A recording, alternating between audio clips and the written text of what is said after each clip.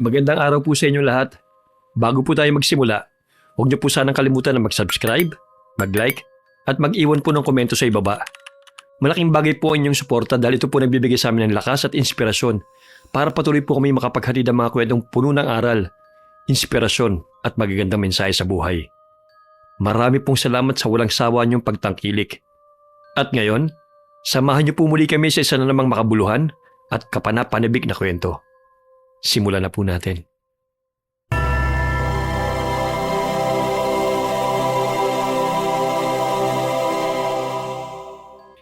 Hoy, bakla! Ay! Nasaan ang jowa ko? Ilabas mo si Jason!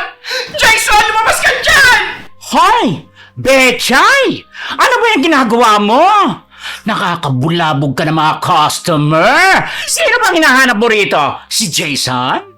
Wala siya rito, gaga! Huwag ka na mag-deny! May nagchika sa akin na nandito yung haliparot kong jowa! Kaya ilabas mo na siya! Wala nga siya rito! Ano ka ba? Taka ka ba? Bakit dito ka naghahanap ng nawawalan jowa? Hindi naman lost and found tong butik ko. Nakakaloka ka! Hoy! Huwag mo akong lost and found dyan, Carlita, ha?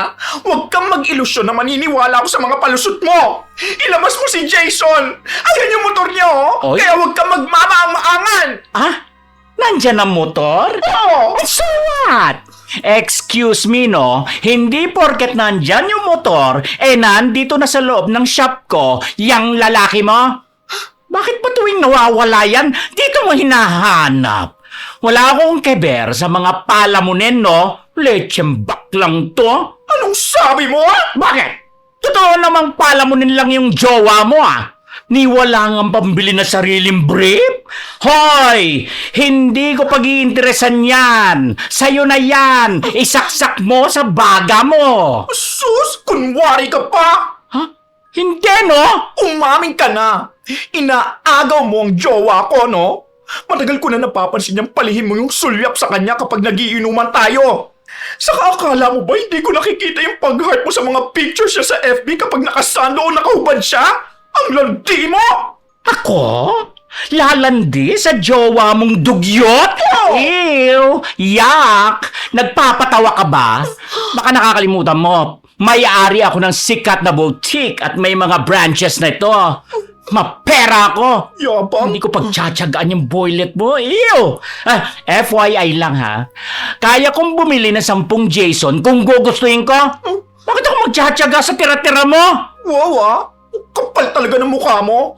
Hoy, para malaman mo, hindi ako susugod dito ng walang bala. May testigo ako. Talaga? May nakakita sa'yo nakaangkas sa motor ng jowa ko. Malandi ka? Ilabas mo si Jason! Jason! Ay, nakinig sa mga chismis, kaya ka nag-i-eskandalo rito. O sige, nasaan ang bala mo? Bakit hindi mo kasama? Sana, sinama mo rito para patunayan niyang chinuchuchu niya sa akin. Buwisit ka! Hindi na nakapagsalita si Betchay dahil wala siyang maipakitang testigo. Sa kabila nito, pinanindigan niya ang kanyang galit at panggigigil. Sabay mabilis na sumugod palapit sa pintuan ng butik. Agad namang humarang si Carlita sa mismong entrada. Nakapamewang na pilit siyang tinutulak palabas habang nagbabantang tatawag ng pulis kapag pumasok siya. Ngunit bingis siya sa anumang pananakot. Gamit ang buong lakas, maras niyang binunggo ang balikat ni Carlita. Nagpang-abot ang dalawa sa pintuan. Pilit na nagtutulakan hanggang sa tuluyan siyang nakapasok sa loob. Natakot ang ilan sa mga customer sa loob. Pero walang pakialam si Betchay sa mga taong nakatingin sa kanya. Tuloy-tuloy siyang naglakad papunta sa mga fitting rooms. Hinawi ang mga kurtina at sinisigaw ang pangalan ng nobyo. Sa likuran niya ay nakasunod ang nanggagalaiting si Carlita. Pilit siyang kinakaladkad palabas habang patuloy na umaalingaw-ngaw ang matatalim na palitan nila ng mga salita. Oo, huwag kang lumapit dyan sa mga gown ko. Baka marumihan. Wala akong pakialam sa mga pesting gown mo, no? Kahit gaano pa kamahal yan, hindi niyan maitatago ang katotohanan ng isa kang makatinhigad. Akala mo hindi ko alam na binigyan mo ng sapatos ang jowa ko? Bakit mo binibilan ng sapatos ang jowa ng may jowa? Binigyan ko ng sapatos kasi naawa ako. Tuwing magkikita tayo, butas-butas yung swelas ng sapatos. Bilang kaibigan, hindi ko kinayang tignan ng best friend ko na nag-aalaga ng isang pulube. Kawang-gawa ang tawag doon. Hindi kalandian. Huwag mong bigyan ng mali siya ang pagiging generous ko. Dahil lang wala kang pambili. Generous? Generous o gustong makascore? Hoy! Hoy, tandang-tanda ko pa na nung college days natin, inagaw mo rin si Michael ni Baklang Tonet. History repeats itself, ika nga. Kaya wag mong sabihin nagmamagandang loob ka lang. Ginagamit mo lang ang pera mo para silawin si Jason. Ay! Jason! Nasaan ka ba? Hoy! Alam ko na nagtago ka lang dito! Ay, ang kulit! Wala ka siya rito! Huwag mong hanapin dito ang isang lalaking ayaw makapahanap sa iyo. Anong sabi mo? Kasi naman, kung talaga mahal ka ng jowa mo, hindi yun aalis sa tabi mo. Ay, siguro, kaya lumayas kasi sawa na siya dyan sa bunganga mo at sa amoy bawang mong hininga. Ang sama ng ugali mo. Totoo naman. Matapos kitang damayan nung iniwan ka rin ng mga naging lalaki mo, itong igaganti mo sa akin? Aahasin mo ang kaisa-isang taong nagpapaligaya sa akin? Ilabas mo siya. Bubuksan ko ang stockroom mo. Sigurado akong itinago mo siya ron. Talaga? O sige, sige. Buksan mo. Buksan mo. Buksan mo mula. Yan lahat ng pintuan dyan. Buksan mo. Tingnan natin kung may makita kang Jason. Pero kapag wala kang makita, babayaran mo ang lahat ng distorbo mo sa negosyo ko. Makikita mo talaga kung sino ang binabangga mo. Wala akong babayaran sa'yo. Ang gusto ko lang, makuha ko ang akin. Wala nga yung iyo rito. Ang hirap sa'yo, Betcha. Masyado kang praning. Bakit ako pinupuntirya mo? Inggit ka ba sa success ko? Kaya gusto mong siraan ang araw ko? Hindi ako naiinggit sa pera mo, no? Oo, mahirap ako. Wala akong butik na kagaya nito. Pero at least ako, hindi ko kinakailangan pumili ng pagmamahal gamit ang mga regalo at pera. Ay! Di tulad mo, namimili ng lalaki. Ay! Magkano bang in-offer mo sa jowa ko, ha? How dare you! Hindi ako bumibili ng lalaki, no? Kaya kong mabuhay kahit mag-isa lang ako. Hindi ko kailangang magpa-sponsorela o magpa-sugar daddy para lang may makasama. At yung Jason mong batugan at walang iya, isaksak mo sa baga mo yan. Hindi ganun si Jason. Ay, hindi ganon. Sino bang nagbabayad ng bahay niyong dalawa? Ha? Sino? Sino nagbabayad ng kuryente niyo? O di ba ikaw? Sino bumibili ng bigas? O di ba ikaw? Kaya bakit ko agawin ng isang lalaking pabigat sa buhay? Ano ko, tanga? Pabigat man siya sa paningin mo, siya lang ang nagpaparamdam sa akin ng maganda ko. Siyang tumatawag sa aking prinsesa kahit na haggard ako galing sa salon. Ikaw, sinong tumatawag sa prinsesa? Wala, puro ma'am lang. Kasi binabayaran mo sila.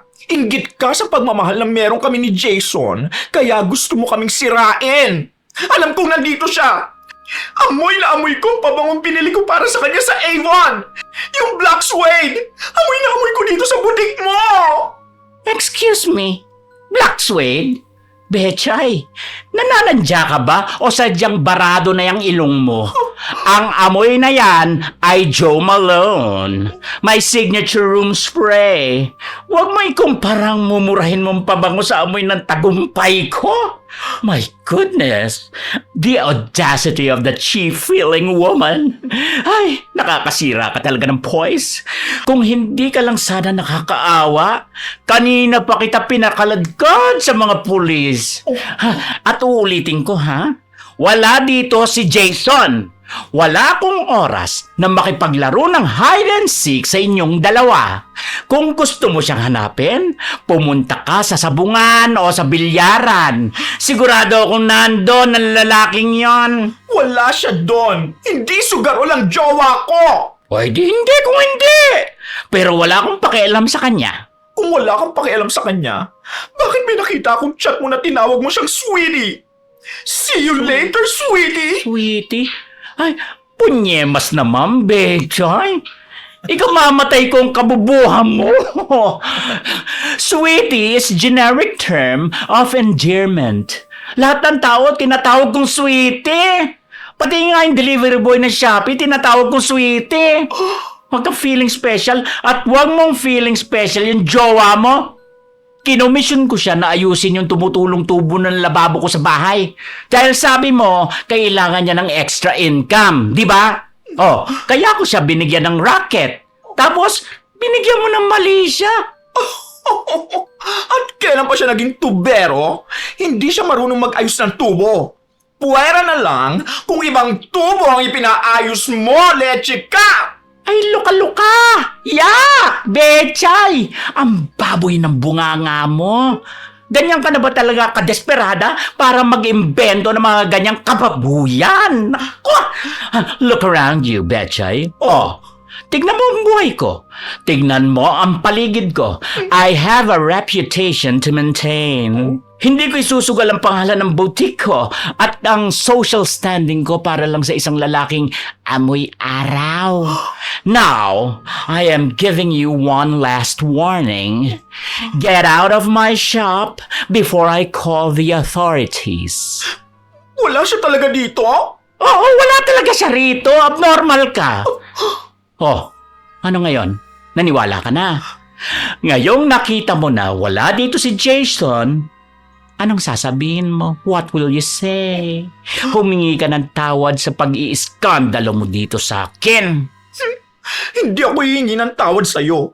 Dahil baka nakatakas lang siya. O baka itinago mo sa ibang lugar. Baka nandun siya sa kondo mo. Hindi mo ako maloloko, Carlita. Ay naku, wala na ako magagawa sa pagkapraning mo. Binigyan na kita ng pagkakataon. Hinayaan kitang magskandalo rito. I tried to be understanding. But this is too much. You crossed the line, Bechay. Mananggalog ka nga. Kanina ka pa Ingles ng Ingles. Hilaw naman. Che! Tsaka hoy, ikaw ang tumawid sa linya. At itong tatandaan mo, Carlita, ha? Oo, wala siya ngayon dito. Pero hindi ibig sabihin noon na ligtas ka na. Magmula ngayon, wala na tayong pinagsamahan. Hindi na tayo magkaibigan. At isinusumpa ko, aalamin ko kung saan siya nagpunta. At pag ikaw, nahuli ko lang talaga na inaahas mo ang jowa ko. Umanda ka talaga sa akin! Ay sige, mag-abang ka, mag-spy ka. Wala akong pakialam dahil malinis ang konsensya ko. Wala akong inahas at lalong hindi ko aahasin ang isang lalaking walang kwenta. Kapag nakita ng dalawang mata ko na kayong dalawa nga ang nagtataksil sa akin, pagbabayarin kita. Kahit gaano ka pa kayaman, kakalbuhin kita at ipapakain ko sa iyo mga pera mo! Pagbabayarin kita, Carlita! Tandaan mo yan! Linta! Lumayas ka na nga, puro ka banta! Ang sakit na ng bunganga ko sa iyo! Nakakahiya ka sa customer ko, puwisit ka! Alis! Layas! Sabi! Aalis ako! Dahil nasusuka ako sa amoy ng butik mo! Amoy ahas! Pero wag na wag mong iisiping tapos na tayo. Babantayan ko ang bawat galaw mo! Ay, magbabantay ka? Ah, sige, mag-camping ka dyan sa labas kung gusto mo. Sige, ilista mo lahat ng papasok at lalabas. Manigas ka riyan! Padabog na hinawi ni Betcha ang isang hani ng mga mamahaling damit, dahilan upang matumba ang rack nito sa sahig. Pagkatapos ay mabilis siyang sumibad palabas ng butik, habang sumisigaw pa rin ang mga pagbabanta. Hindi naman makapaniwala si Carlita sa inasan ni Betchay, lalo't matalik niya itong kaibigan. Mag-best friend sila mas kinukilala pa sila ng mga tao bilang sila Benny at Carlo. Mula pa nung high school, sila na ang magkasangga. Sabay silang umiyak ng unang mabasted. Sabay silang nag-ipon para makapagpatayo ng negosyo. At sabay na nangarap para sa magandang buhay at masayang love life. Pero sa kanilang dalawa, si Carlita ang nagkaroon ng magandang buhay at si Betchay naman ang nakasungkit na masayang love life. Halos 7 taon na din kasi silang magkasintahan na magka-live-in ng kanyang partner na si Jason. Samantala habang naglalakad, ay nakasalubong niyang tinawag niyang Chucho nang nag-aaway sila ni Carlita. Si Luisa. Hoy, Luisa! Halika nga rito! Huwag kang magtatangkang tumakbo! Betchay! Bakit naman ganyan ang mukha mo, sister? Nanggaling ka ba sa butik ni Carlita? O ano, kumusta ang pagsugod mo? Anong kumusta? Buwisit ka? Oh. Mali-mali naman ang chika mo eh. Sabi mo nandun si Jason sa butik ng baklang yon. Pagpunta ko, wala naman doon ang jowa ko. Nag-iskandalo pa ako. Pinahiya ko lang ang sarili ko sa harap ng maraming tao. Anong wala? Wala! Nakita ng dalawang mga mata ko, Betchay! Nandoon ang motor niya sa tapat mismo nung butik! Nandun nga ang motor, pero wala yung tao sa loob. Hinalugog ko lahat ng fitting room doon kahit sa ang sulok wala akong nakitang Jason. Paano mo nasabing nandun siya?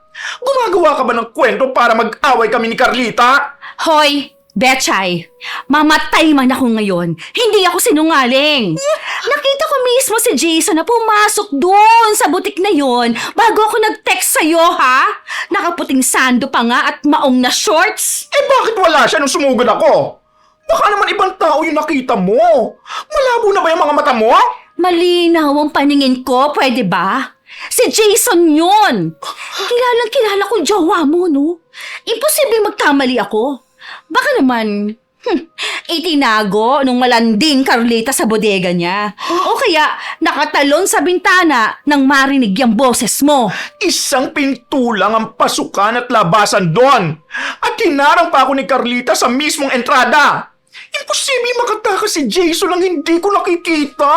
Wala rin bintanang kasyang tao doon. Eh di ba ka umalis na bago ka pa dumating? Ano ka ba? Gaano ka ba katagal bago nakapunta doon mula nung mag-message ako? Sige nga. Wala pang 10 minuto. Tumakbo nga ako papunta doon eh. Basta, Betchay, sinasabi ko sa'yo ang totoo. Nakita ko siya na may bit-bit na paper bag pagpasok. Tapos yung Carlita, abutin nga ang ngiti na salubungin siya. Kinilig pa nga loka. Maniwala ka sa akin, Day.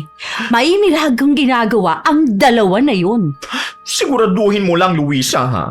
Dahil kapag nalaman kong pinaglalaruan mo lang ako, ikaw ang sasabunutan ko. Ay, sige! Makakalbo ka sa akin!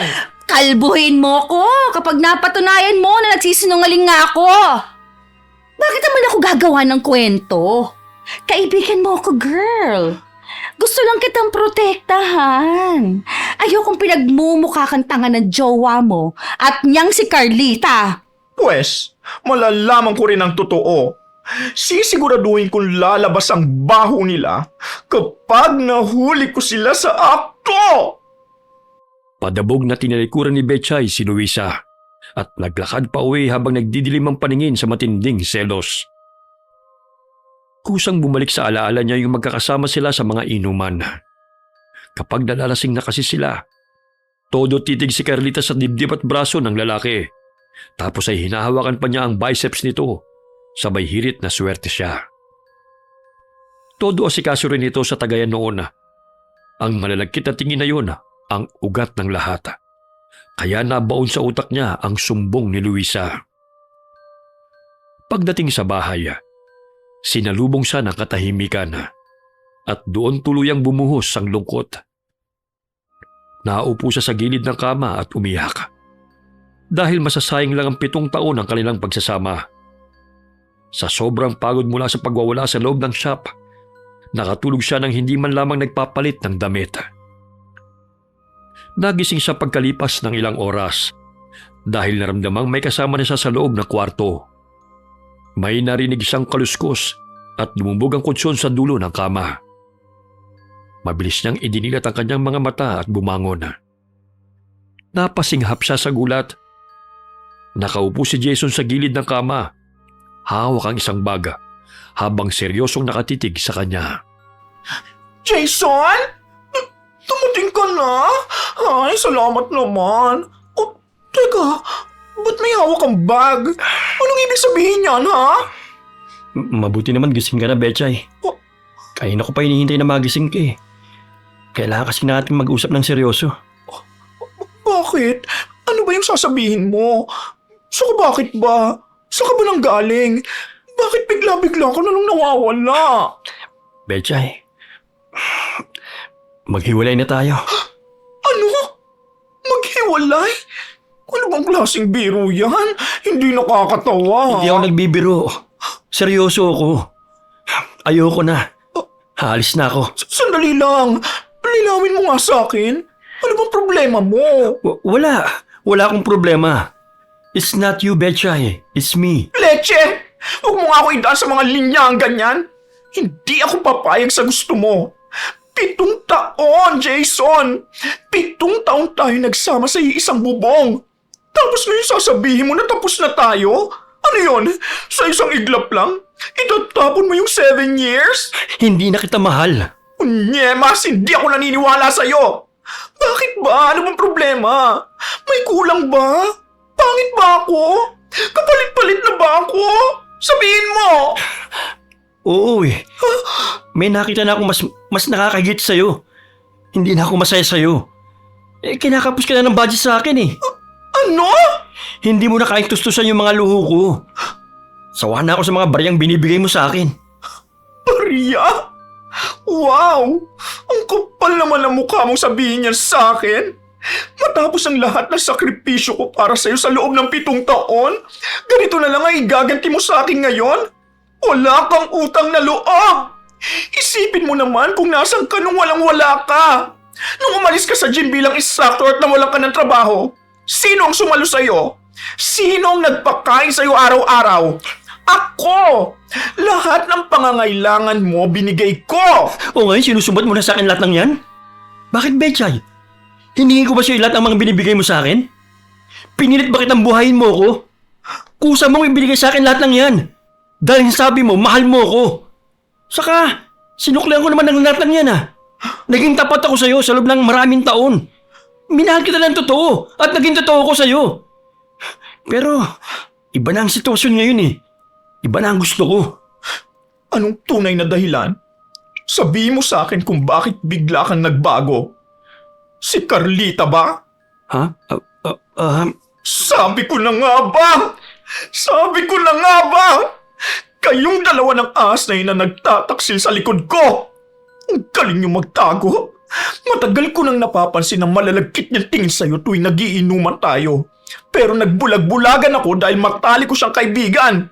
Anong nakita mo sa baklang yun, Jason, ha? Anong meron sa kanya na wala sa akin? Sabihin mo sa akin, anong kaya niyang ibigay na hindi ko kayang ibigay sa'yo? 7 taong kitang binuo. Pinagpalit mo lang ako sa best friend ko? Bakit siyang pinipili mo ngayon? Bakit si Carlita? Sagutin mo ako! Gusto mo ba talagang malaman kung bakit? Oo! Sige! O ito, tignan mo to. Binigyan niya ako ng gold necklace. Ang kapal, di ba? Binili niya ako ng motor. At ito, nakita mo ba to? Bagong iPhone. Kaya mo ba kang bilhan ng mga ganito? Si Carlita, isang pitik lang ng daliri niya. Kaya niyang ibigay sa akin ng lahat ng luho ko. Jason, ang babaw mo! Sige, isipin mo na kung anong gusto mong isipin sa akin. Sabihin mo na mababaw ako. Wala akong pakialam. Basta alis na ako rito. At magsisimula na ako ng bagong buhay ko kasama si Carlita. Tapos na tayo, Betchay. Paalam. Lumipas ang ilang linggo. Naging kapansin-pansin ang malaking pagbabago ni Betchay sa araw-araw. Napabayaran niya ang kanyang sarili, maging ang kanyang mga customer. Sumasablay na din ang kanyang pagme-makeup at madalas wala na rin siyang ganang mag-rebond ng mga buhok. Naging lantad na ang pagpapabida ni Carlita at Jason sa Facebook. Panay ang kanilang My Day na magkasama. Sa tuwing nakikita ito ni Betchay sa kanyang newsfeed, halos sumabog ang kanyang dibdib sa tindi ng inis. Isang araw, napansin ng isang matandang suki sa salon na matamlay ang aura ni bakla. Sabi ng matanda, may kakilala raw itong Madam Rosing, isang mangkukulam. Dahil sa pinaghalong selos, galit at matinding pagnanais na makapaghiganti, kinabukasan din ay pinuntahan niya ang bahay ni Madam Rosing. Welcome, akla! Ay, umupo ka! Nakita ko na sa aura mo ang problema. Inagawan ka ng jowa ng best friend mo, ano? Gusto mo bang magtae siya ng pako o gawin ko siyang palaka? Ayoko pong mamatay o maging hayop siya, madam. Gusto ko lang maranasan niyang pinakamatinding kahihiyan sa buong buhay niya. Yung tipong mandidiri sa kanyang boylet ko at iiwan siya. Yung babagsak ang pagiging fashionista niya at magmumukha siyang katawa-tawa sa harap ng maraming tao. Lalo na sa mga customer niya. May-ari kasi ng tindahan ng damit yung gaga na yun eh. Aba, sakto.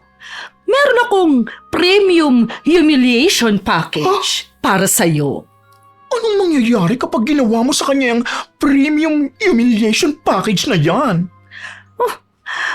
Tutubuan lang naman siya ng maliliit at makakating bukol sa buong katawan. Hindi niya mapipigil ang kamote ng sarili at magmumukha siyang may galis sa harap ng mga tao. Di mandidiri ang mga customer sa kanya. At pati na yung ex-jowa mo. Naku! Tsak! Masusuka yun kapag nakita siyang kamot ng kamot. Ay, perfect! I-add to cart na po natin yan, madam. Magkano kailangan kong bayaran? 5,000 lang. May dala ka bang gamit nung kukulamin ko?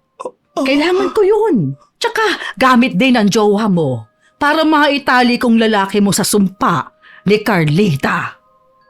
Sa sandaling mga si Carlita at tubuan ng bukol, mararamdaman din ni Jason ang epekto. Mangangati din siya kapag lumapit siya sa baklang kaaway mo. Yan ang gusto ko. Mga tiya, mga makakati. Iniabot ni Betchay ang 2 gamit sa mangkukulam. Isang resibo na galing sa butik ni Carlita at isang lumang brief ni Jason na hindi pa nalalabhan bago ito umalis sa inuupahan nilang bahay. Agad na isinagawa ni Madam Rosing ang ritual. Kinuha niya ang resibo at brief, saka inilagay sa loob ng isang malaking garapuna na puno ng malapot at itim na likido. Samantala, sa isang mamahaling resort, puno ng rosas at kandila ang loob ng kwarto para sa romantikong getaway ni Carlito at Jason. Nakasuot ng napakanipis at mamahaling silk na robe si Carlita. Balot ng amoy ng pabango galing pa sa Paris. Habang nagpapakit siya sa kama, papalapit naman si Jason na nakangiti at walang pang-itaas.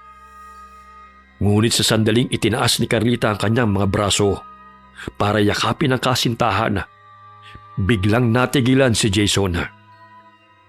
Mula sa kanyang mga kilikili, biglang tumubo ang makapal, maitim at mahabang buhok na tila may nakasabit na piluka. Kasabay nito, biglang nakaramdam si Carlita ng matinding pangangati sa buong katawan. Hindi siya mapakali habang mabilis na lumalabas ang malilit na mapupulang bukol sa kanyang balat na mabilis ding kumalat sa kanyang braso at leeg.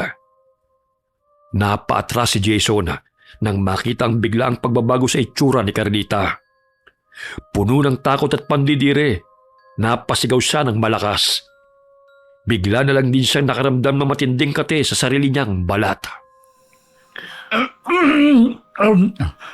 Ano ba ito? Ano nangyayari sa akin? Carlita? Ha? Bakit ganyan ang boses mo?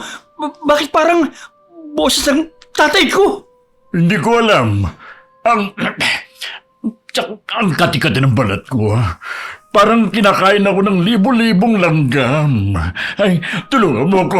Aray, ang kati. Huwag ka lalapit sa akin! Ha? Lumayo ka! Nakakadiri ka! Tignan mo yung kilikili mo! Bakit? May kunong nakalawit na balahibo! Ha? At ang baho!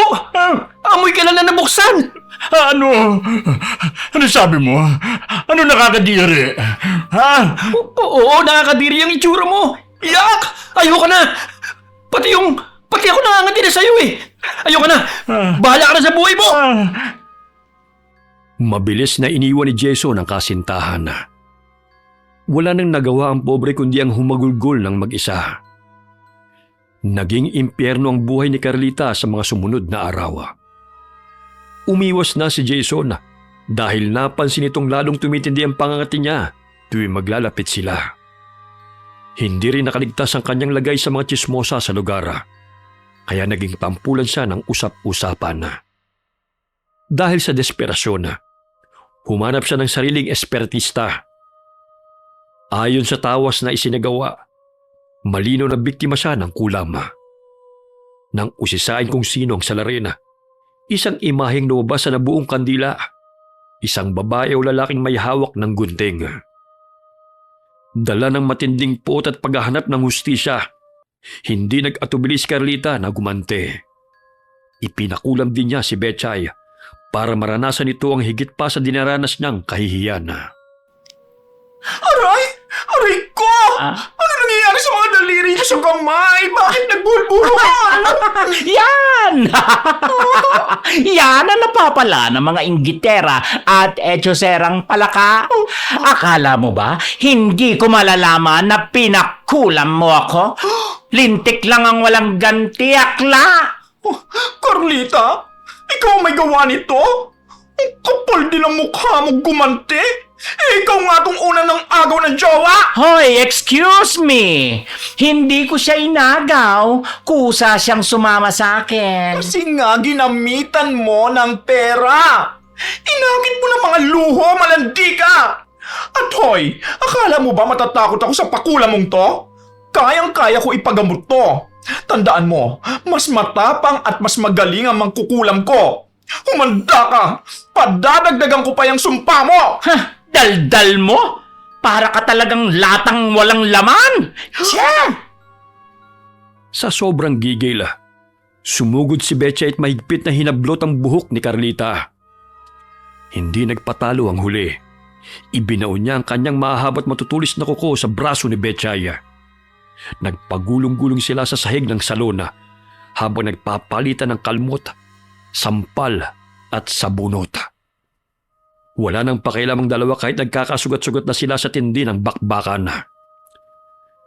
Samantala habang nagkakagulo sila, biglang bumukas ang pinto ng salon. Bigla silang napatigil.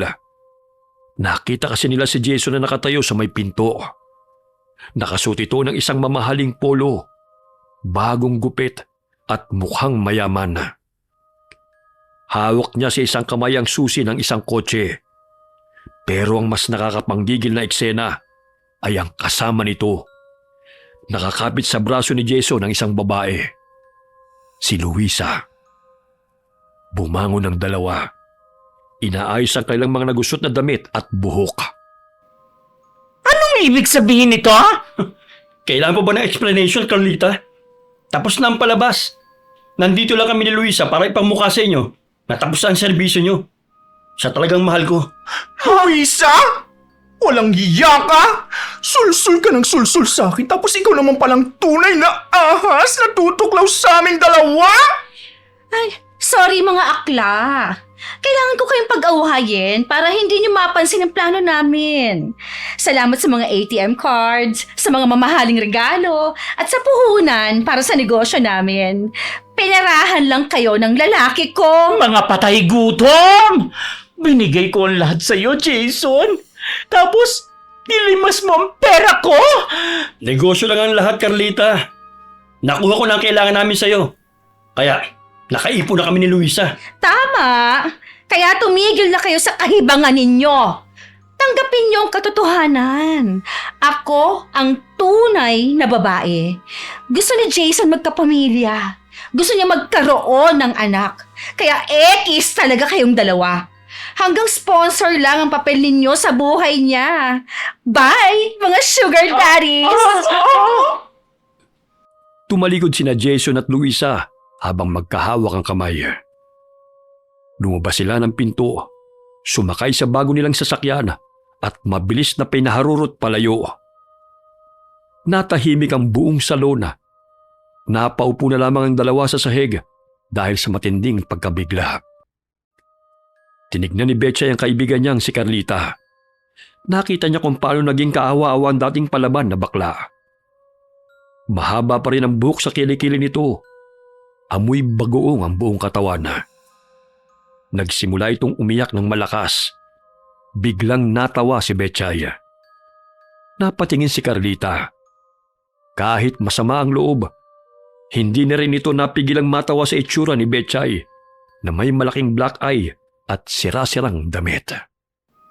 Ang sunga-sunga natin, no, Besh? Sinira natin ang pagkakaibigan natin ng dahil lang sa isang basurang lalaki.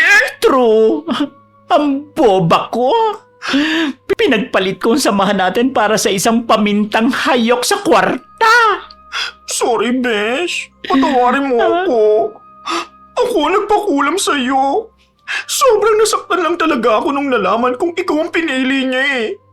Hindi ko matanggap na tinraidor ako ng best friend ko. Sorry talaga. Sorry, Dente. Patawarin mo ako. Naging sakim ako. Nainggit kasi ako sa magandang love life mo eh. Oo, mayaman nga ako. Pero kulang naman sa pagmamahal. Kaya ang ginawa ko, sinubukan ko talaga siyang akitin sa pera. Yung pala, talagang pera lang ang habol niya. At yung Luisa na yun, ay, kagigil ang gaga. Pinagkaisahan nila tayong dalawa. Kaya nga eh. Ay, siya nga pala. Bukas na bukas din, ipapatanggal ko na yung sumpa na ginawa ng espiritista sa iyo. Salamat. Ako din. Pupunta ako kay Madam Rosing bukas para gumaling ka na. At maalis na yung mga katikati mo. Saka, mawala na din yung mahabang buhok at mabahong amoy ng kilikili mo. Ay, dapat lang, no? Magiging purita na talaga ako nito kapag hindi ito gumaling. Siguruhin mo yan, nagagaling ako. Oo naman. Babalik na tayo, Besh. Magpapaganda na tayo ulit. At ipapakita natin sa dalawang lintang yon kung sino ang kinalaban nila. Nagyakap ng mahigpit ang mag-best friends sa gitna ng magulong salon habang nagpapalakpakan ng mga nakikichismis na customer. Na-realize nilang dalawa na walang kahit sinong lalaki ang mas mahalaga kaysa sa dekada nilang pagkakaibigan. Ang mga boylet ay dumadaan lang at madaling palitan, pero ang tunay na kaibigang bakla ay pang forever. Kinabukasan, maagang pumunta ang dalawa sa kanilang inupahang mangkukulam at espiritista para tuluyan ng ipabawi ang mga sumpa. Naging mahirap ang proseso ng pagpapagaling. Inabot ng halos 1 buwan bago tuluyang nawala ang amoy bagoong, mga bukol at mahabang buhok sa kilikili ni Carlita. Pati na rin ang pagkakabuhol-buhol ng mga daliri ni Betchay. Nang tuluyang gumaling ang dalawa, sabay silang bumangon ulit at nagsimula. Samantala, mula nang mangyaring skandalo sa salon, hindi na nagpakita pa sina Jason at Luisa. Nagtago ang dalawa sa malayong probinsya dahil sa matinding takot sa bantang demanda ni Betchay at Carlita.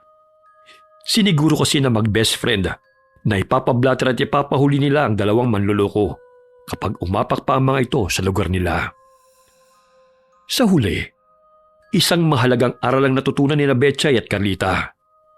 Hindi worth it sirain ang pagkakaibigan dahil lamang sa isang lalaki. Ang mga boylet, madaling maglaho at pwedeng palitan, pero ang tunay na beshi, habang buhay mong karamay. Sa dami ng pagsubok, napatunay nilang sa huli, ang tunay na kakampi mo sa hirap at ginhawa ay walang iba kundi ang iyong kaibigan. Wakas.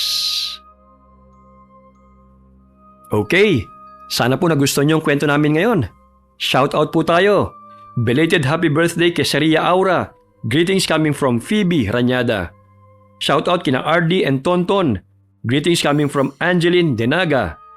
Shout out kina Mikoy, Jamaica, Javen, Jadiel, Jem, Pam, Ses, Mikel, Ana, Jang, Michelle, Jason, Marichu, Joey, Luisterio, and Delia Katu. Shout out kay Charlene May Dadivas at sa mga taga-Isulan Sultan Kudarat at Pampakan South Cotabato. Kumusta po kayong lahat dyan? Shout out na rin sa lahat ng kababayan natin sa Al-Hasa, Saudi Arabia. Mabuhay po kayo. Hi kay Marco Nanyes. Shout out to Kresevats family from Europe, Croatia. And to Cañedas family and Casas family from San Jose del Monte, Bulacan. Shoutout kina Billy Ray, Jenny May, Ray Buendia, and Lucy Buendia from Nueva Ecija. Shoutout kay Noraline Lau at kay Mike Lau at kina Alexa, Nicole, Allen, Gerardo, JR, and Byron. Shoutout kay VJ Ruela at sa Ruela family from Bicol. Shoutout kina Pauline, Pampam, Fatima, Laika, Patricia, Elsie Raya, Paul, Rebecca, Fernandez family from Pangasinan at Helen Fernandez from Cainta Rizal.